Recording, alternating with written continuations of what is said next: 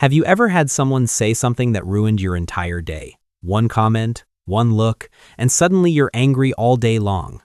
What if I told you that feeling, that anger, only truly lasts 90 seconds, unless you keep feeding it? This is the psychology of the 90-second rule. Here's the truth that neuropsychology tells us. The stress chemicals that create anger are eliminated from your body's system in exactly 90 seconds. 90 seconds, not 90 minutes, not all day. 90 seconds.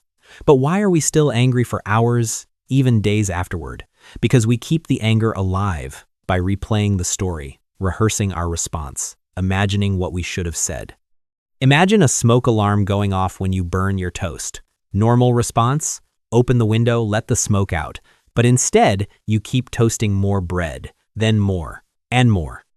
The alarm keeps ringing, and you wonder why. That's exactly what we do with anger. Anger is a choice. You can let the natural chemicals do their work, 90 seconds and gone. Or you can add fuel to the fire. And here's what cognitive psychology shows us. There's a loop most of us don't realize exists.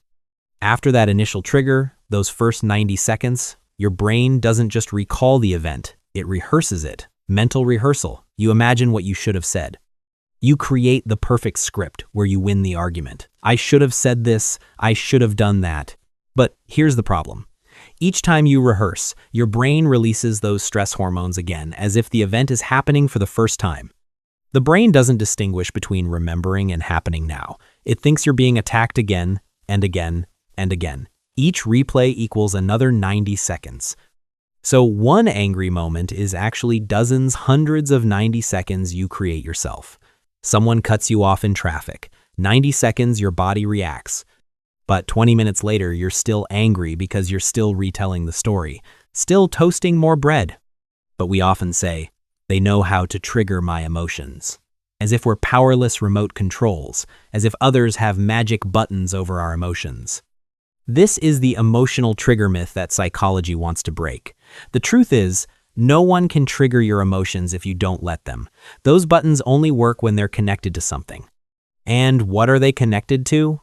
Unhealed wounds from the past, value violations, unmet needs.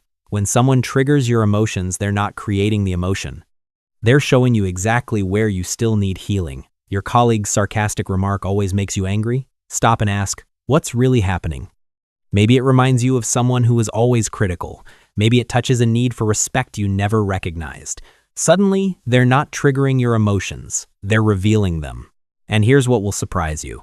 What you call anger isn't actually anger. In emotion theory, anger is called a secondary emotion. It plays protector. It shows up to protect other emotions, hurt, fear, shame.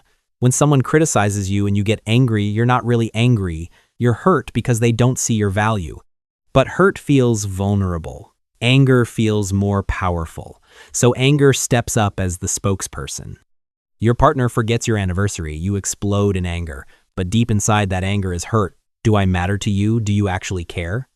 When you face the hurt, instead of expressing anger, real change happens.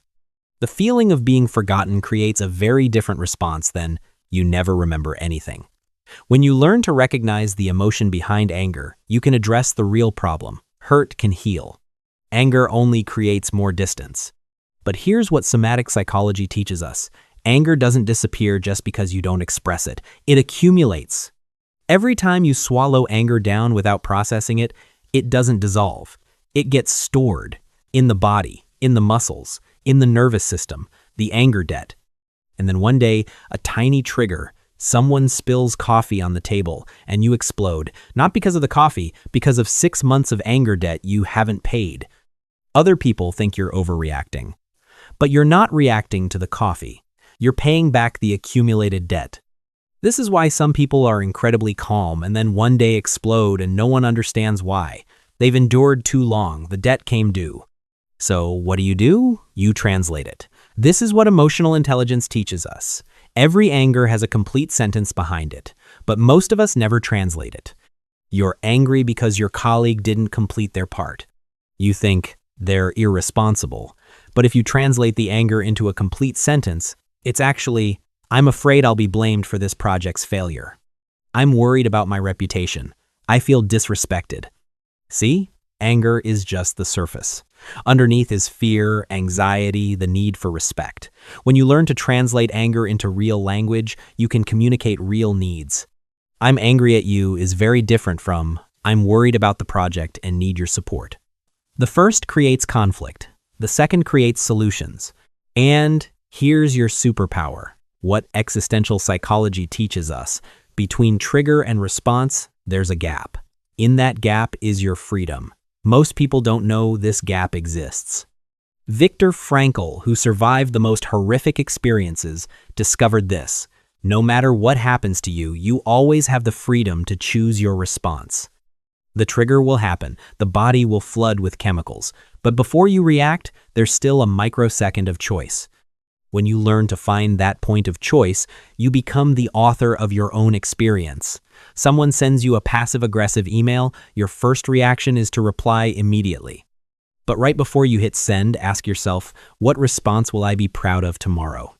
That question activates your point of choice. This point of choice is your emotional superpower.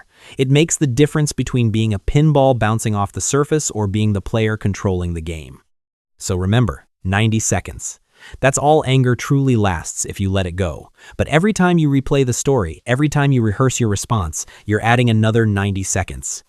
You're toasting more bread, you're keeping the fire burning. You have a choice. There's always a choice. No one decides your emotions except you. And when you understand that, when you truly understand that, everything changes.